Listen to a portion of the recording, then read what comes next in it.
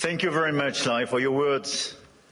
Your Majesties, distinguished heads of state and governments, President Lagarde, ministers, ambassadors, business leaders, ladies and gentlemen. I'm extremely happy to be here, and it's great to be here, as the Financial Times would say. And it's a time of peace, stability, and predictability. So let's try to address the key challenge of this world in a few minutes' time. But it's clear that we are reaching a time of instability, of imbalances, both from the security and defense point of view and the economic point of view. Look at the situation where we are. I mean, a shift towards autocracy against democracy, more violence, more than 60 wars in 2024, an absolute record, even if I understood a few of them were fixed. And conflict has become normalized, hybrid, expanding into new domains, space, digital, information, cyber, trade, and so on. It's as well a shift towards a world without rules, where international law is trampled underfoot, and where the only law that seems to matter is that of the strongest, and imperial ambitions are resurfacing. Obviously, the Russian war of aggression against Ukraine, which will enter into its 4th year next month, and conflicts continue in the Middle East and across Africa. This is as well a shift toward a world without effective collective governance, and where multilateralism is weakened by powers that obstruct it or turn away from it, and rules are undermined. And I can multiply the examples of international bodies weakened or left by the key economies. And when we look at the situation, it's clearly a very concerning time, because we are killing the structure where we can fix the situation and the common challenges we have. Without collective governance, cooperation gives way to relentless competition.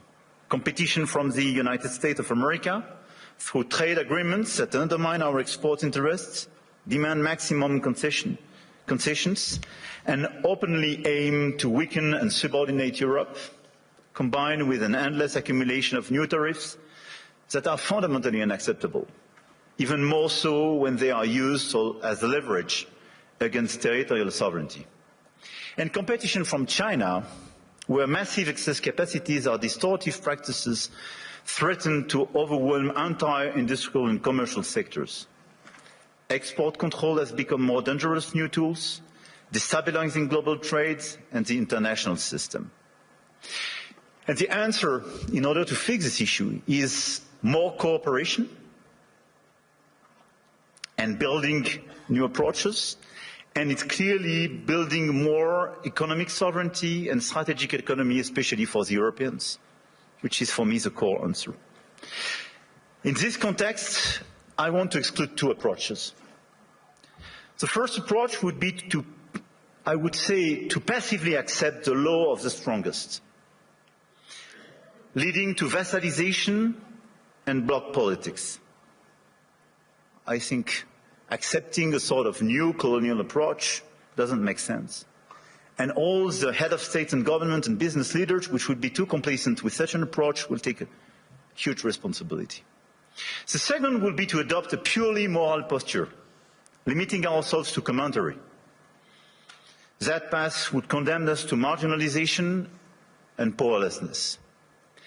Faced with the brutalization of the world, France and Europe must defend an effective multilateralism, because it serves our interests and those of all who refuse to submit to the rule of force. And for me, the 2 answers are, on one side, more sovereignty and more autonomy for the Europeans, on the other side, an efficient multilateralism to deliver results through cooperation. Obviously, France and Europe are attached to national sovereignty and independence, to the United Nations and to its Charter. And it's not an old-fashioned way to live multilateralism. It's just not to totally forget what we learned from the Second World War and remain committed to cooperation. And this is also because of those principles that we have decided to join the mutual exercise in Greenland without threatening anyone, but just supporting an ally and another European country, Denmark. Facing this order and this new situation, this year France holds the G7 presidency with a clear ambition to restore the G7 as a forum for frank dialogue among major economies and for collective and cooperative solutions. Trade wars, protectionist escalation, races towards overproduction will only produce losers. This is why addressing global economic imbalances is our key priority. And if we look at the situation, the current imbalances are due to some key phenomena, and we all have to deliver our own agenda. This includes American overconsumption, Chinese underconsumption and overinvestment, and European underinvestment and lack of competitiveness. And these imbalances are also reflected in development gaps, by the way, and we can no longer settle for aid that neither delivers sufficient results nor enables countries to escape poverty.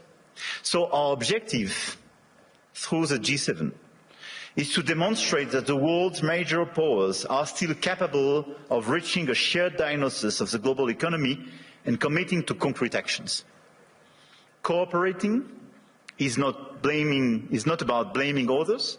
It is about assuming one's share of responsibility and contributing to solutions. So the objective of this G7 will be to build this framework of cooperation in order to fix the roots of these imbalances and restore efficient convergence and cooperation through multilateral frameworks. And the other objective is as well to build bridges and more cooperations with the emerging countries, the BRICS and the G20, because the fragmentation of this world would not make sense.